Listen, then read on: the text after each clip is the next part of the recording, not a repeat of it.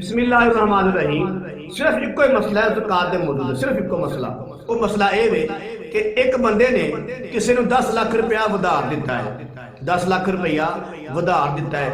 ओड़ा उधार दिते हुए पैसे ने ओदी ज़कात जिहड़ी है मालिक ते आएगी या जिन्होंने उधार दिता है ओदे ते आएगी।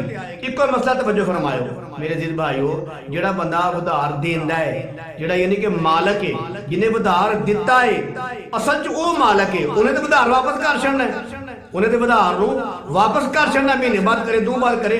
असल जिहड़ा मालिक है वो ये जिन्हें उधार दिता है ते उधार देण वाले ते ज़कात है, जिन्हों दिता गया ओदे ते ज़कात नहीं। फिर सुन लवो, जेड़े बंदे उधार दिता है उधार देण वाले ते ज़कात है उस माल दी। ओड़ा 10 लाख रुपया उधार दिता गया ओदी ज़कात मालिक दे उत्ते जिन्हें उधार दिता है, जिन्हें उधार लिया है ओदे ते ज़कात नहीं। जेड़ा मालिक हुंदा है ओदे ते ज़कात उस माल दी वाजिब है।